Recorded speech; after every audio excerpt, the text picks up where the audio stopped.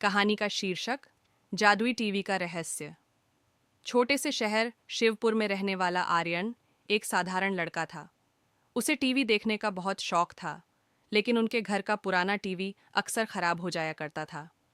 एक दिन जब वह घर के स्टोर रूम में कुछ सामान ढूंढ रहा था, तो उसे एक पुराना धूल से भरा टीवी मिला। ये टीवी कुछ अजीब सा था। इस पर कोई ब्रांड का नाम नहीं था और इसका रिमोट भी सुनहरे रंग का था। आर्यन ने सोचा कि इसे चालू करके देखना चाहिए। उसने टीवी को प्लग में लगाया और जैसे ही बटन दबाया, स्क्रीन पर चमचमाती रोशनी फैल गई। टीवी ने बोलना शुरू किया। मैं कोई आम टीवी नहीं हूं।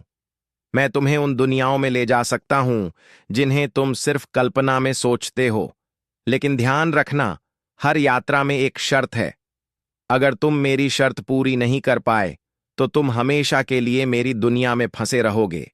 आर्यन के अंदर का जिज्ञासु बच्चा मान गया और उसने कहा, मैं तैयार हूं। पहली दुनिया, काल्पनिक जंगल। आर्यन को एक बटन दबाने को कहा गया।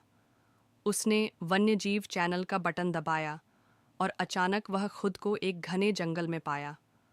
वहां हर जानवर बोल सकता था और पेड़ सुनहरी रोशनी में चमक रहे थे।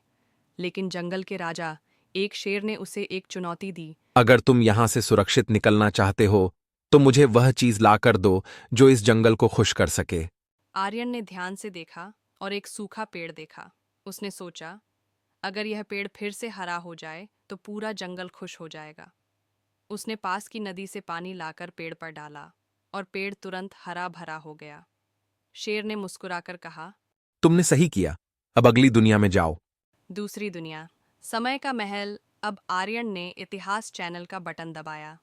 वह खुद को एक प्राचीन महल में पाया जहां हर जगह घड़ियां थीं।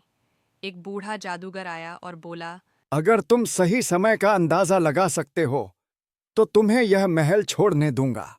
आर्यन ने खिड़की से देखा कि सूरज डूबने वाला है। उसने घड़ी की सुइयों को शाम 6 बजे पर सेट किया। अचानक जादूगर गायब हो गया और एक दरवाजा खुल गया। अंतिम दुनिया, अपनी इच्छा का चयन। आखिरी बार आर्यन ने फैंटेसी चैनल दबाया। वह एक ऐसी जगह पहुंचा जहां उसकी हर इच्छा पूरी हो सकती थी। एक आवाज आई, यह तुम्हारा इनाम है, लेकिन याद रखना, तुम्हारी एक ही इच्छा पूरी होगी। सोचो और सावधानी से चुनो। आर्यन ने थोड़ी देर सोचा और कहा, मैं चाहता हूं कि यह टीवी उन बच्चों तक पहुंचे जो सपने देखने से डरते हैं। मैं चाहता हूं कि यह उन्हें उनकी कल्पनाओं को जीने का मौका दे। तुमने अपनी इच्छा शक्ति और निस्वार्थता साबित की। अब यह जादुई टीवी तुम्हारा है और तुम इसे अपनी मर्जी से इस्तेमाल कर सकते हो। आर्यन ने टीवी को एक साधारण टीवी की तरह इस्तेमाल किया, लेकिन उसने हर उस बच्चे को इसकी जादुई दुनिया से जोड़ा जो अपनी कल्पना को जीना चाहता था। शिवपुर के बच्चे कहते हैं कि आर्यन का टीवी किसी सपनों के दरवाजे जैसा था।